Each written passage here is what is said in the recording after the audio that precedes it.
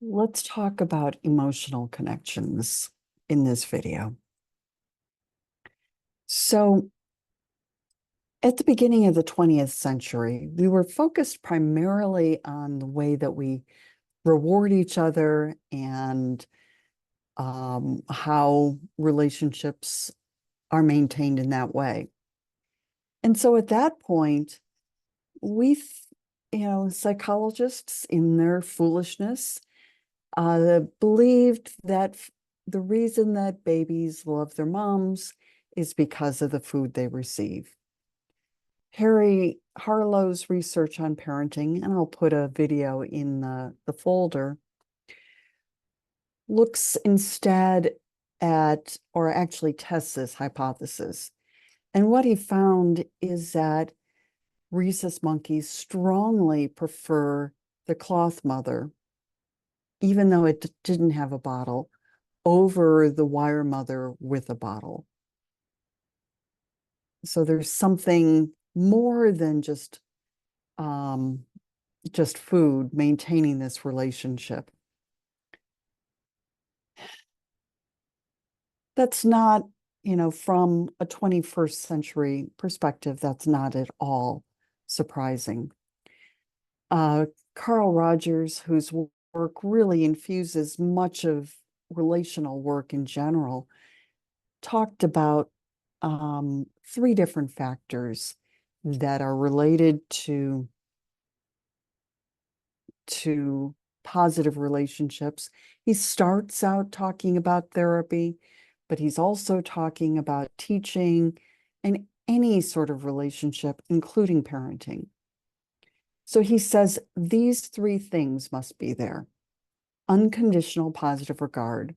So loving the child regardless of what they've done, what their behavior is, accepting them unconditionally without a condition. Accurate empathy, understanding who or how that person is feeling and being able to communicate it back to them. And genuineness, being real rather than just, mouthing the ideas of, that we believe are going on. These make a profound influence, have a profound influence on any sort of relationship. John Gottman is a marital, or looks primarily at marriage. And he described four different horsemen of the apocalypse that really destroy relationships.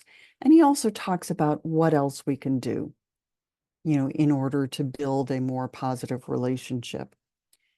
So he talks about those four horsemen being criticism, contempt, defensiveness, and stonewalling.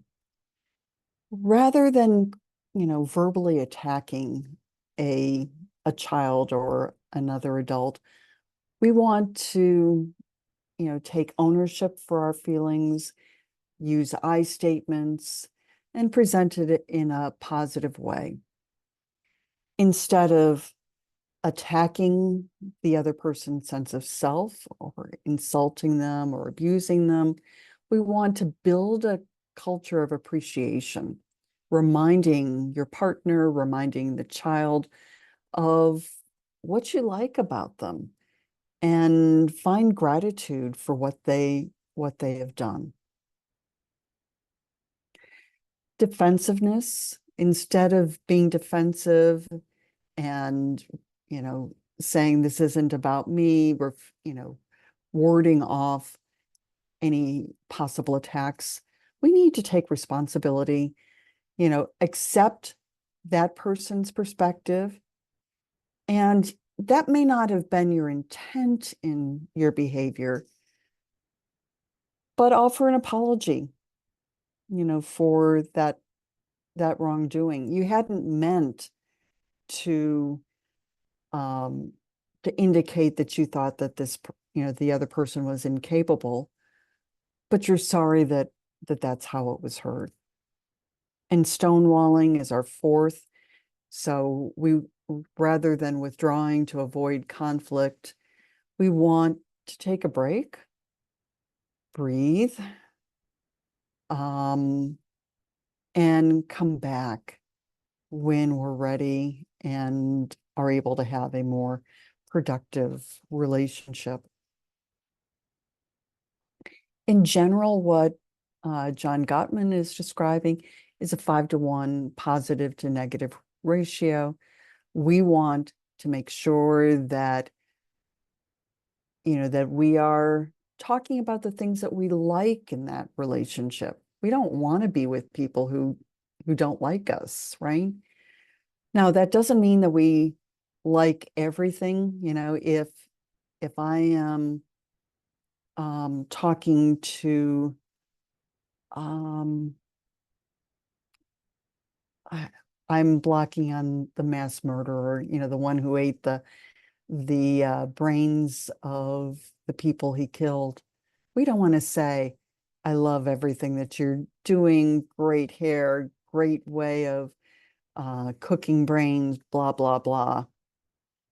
But what we do want is to make sure that we are talking about the good things as well as the bad. Okay?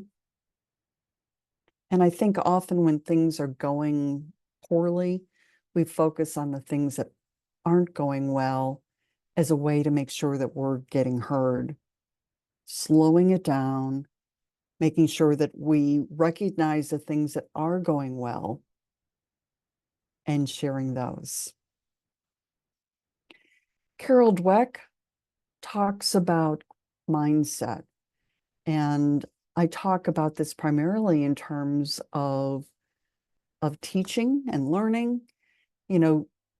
I hope that as you're thinking about your own learning, that you're approaching it from a growth mindset, that you're thinking about what kinds of, or that you believe yourself capable of change, that you believe yourself is able to become a better student, do better in classes as you're working on these things.